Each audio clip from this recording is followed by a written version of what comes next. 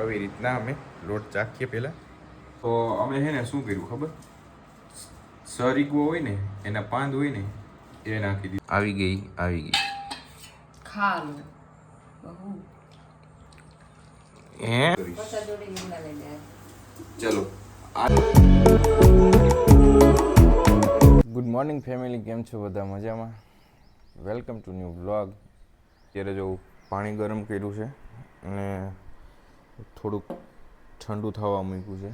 અને દર્શના હજી પોતે સૂતી છે તો એને સુવા દે. મારે એના માટે લીંબુ શરબત બનાવવો છે અને પણ નાસ્તાની પણ વ્યવસ્થા કરવી છે.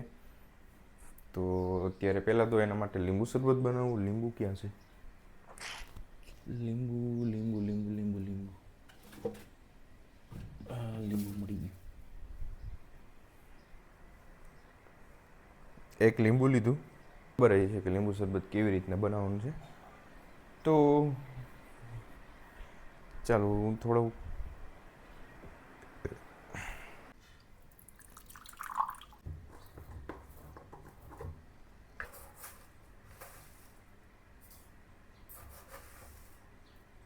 પણ એડ કરવાનું કીધું છે.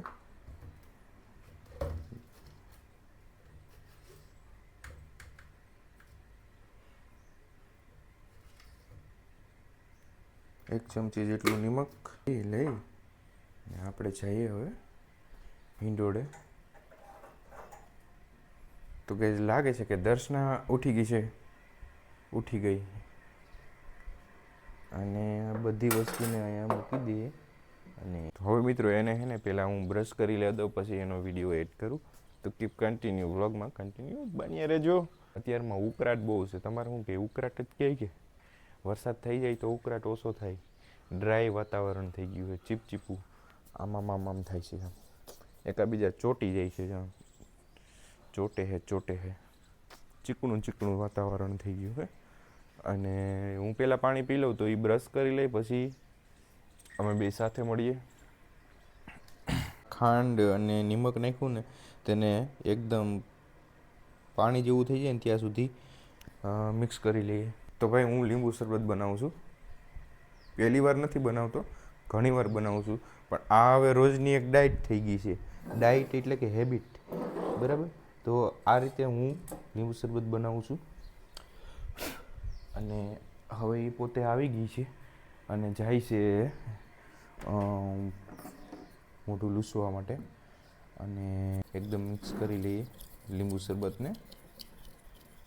તો ગાઈઝ, અમારા વિડીયો જોવા ગમતા હોય તો લાઇક, શેર એન્ડ કોમેન્ટ કરવાનું ખાસ ભૂલતા નહીં. તમે બધા વિડીયો જોઈ લ્યો છો પણ કોઈ કોમેન્ટ નથી કરતું, સબસ્ક્રાઈબ નથી કરતું. જે હું દર્શના બે જ છીએ ઘરે. અને અમે પછી સાંજે નીકળી ગયા હતા, કારણ કે તો આ રીતે એનર્જી ડ્રિંક અને કોઈક પી જાય તો સારું.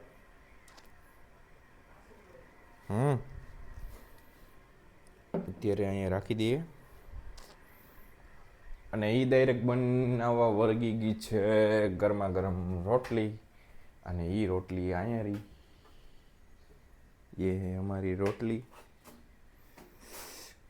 ये गाइस छोटी रोटली हमने एक एनिमल के लिए बनाई है. नानी रोटली જો મારી છે રોટલી कटली बदी है. तो हमारे दर्शना अभी उठ चुकी है. बाल तो उसको लहराते लहराते विगराते आए हैं इधर से. और मैंने इसको समेट के यहाँ कान से पीछे कर दिए हैं. देखो इसके बाल ना अभी स्मूथ एकदम. આજનો દિવસ એના માટે ખાસ છે. પરોઠો બરી ગયો. આજનો દિવસ એના માટે ખાસ છે. આમ તો હરેક દિવસ એના માટે ખાસ જ હોય. પ્રશ્ન હે ને જી ગઈ ને જી જેમ ગઈ ને એમ જ કરીશ. ચલો આજે એમ મેં કીધું કે 50 જોડીમાં લુગડા લઈ દે, ફરી જશે.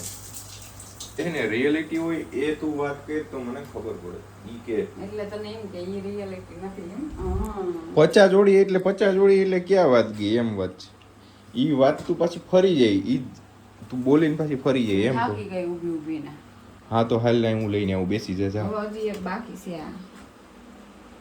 આ બાજુ ચા મૂક્યો છે ને આ બાજુ રોટલી તેલવાળી કરીને પરોઠો બનાવવામાં આવે છે અમારી ઘરે. અને કેરી પણ છે તો આપણે આ હથિયાર લેતા જઈએ. તો દર્શન આવે હમણાં, દર્શન આવે પછી સારે નાસ્તો કરી મસ્ત. ને વરસાદ ચાલુ થઈ ગયો છે. ટપક ટપક ટપક ટપક ટપક. આજે સવારમાં કિલકારીનો કોલ આવ્યો હતો. કિલકારી, અરે કિલકારી કરી નાખ. આને હાલો ચાલો કટિંગ કરી નાખ.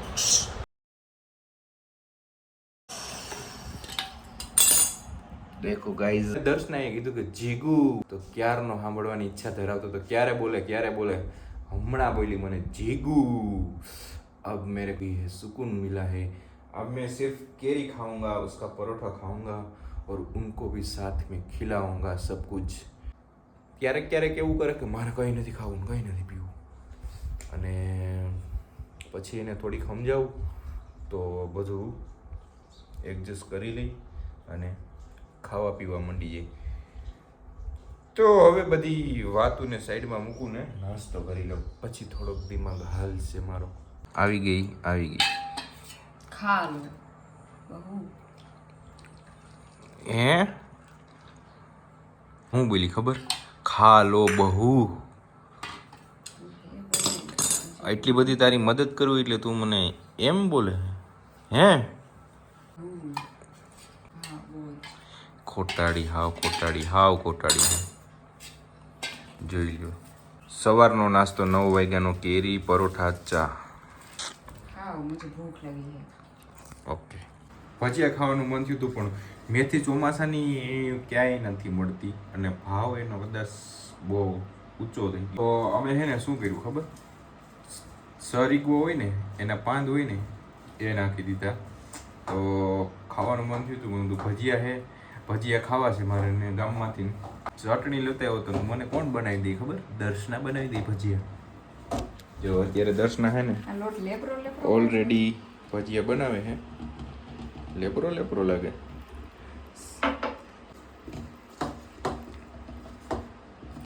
આવી રીતે આનું સ્ટ્રક્ચર તૈયાર કર્યું છે. કાંઈ છે નહીં, નીકળો સળિયાનો લોટ છે. આવી રીતે સરીગવાના પાનવાળા ભજીયા કોણ ખાય છે ને કોને ખાધા છે કોમેન્ટ કરીને કહેજો. હવે ચોમાસાના છે ને પંખા થોડા ચાલુ જ રાખવા પડે, કારણ કે ભેજવાળું વાતાવરણ થઈ જાય ને પછી મજા જ ના આવે. અને હવે મારે છે ને લોટ ચાખવા જવો પડશે.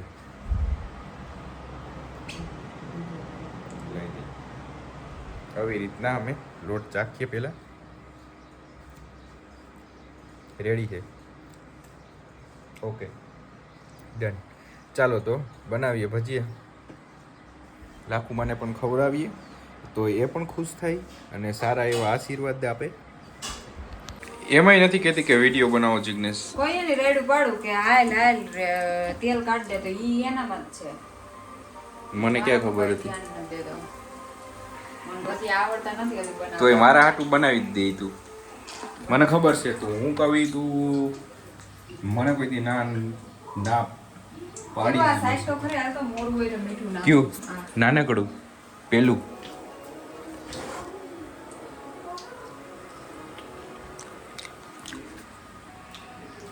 પરફેક્ટ.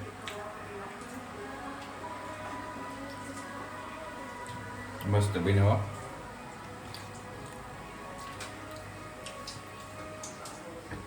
એને અમુક આઈટમ ઓછી બનાવતા આવડે પણ જ્યારે બનાવે ત્યારે બેસ્ટ જ બનાવે.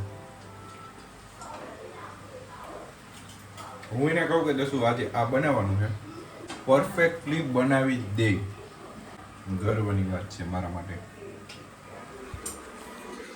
હું કઈ મસ્કા મારતો નથી, તને ખબર જ છે ને દસુ.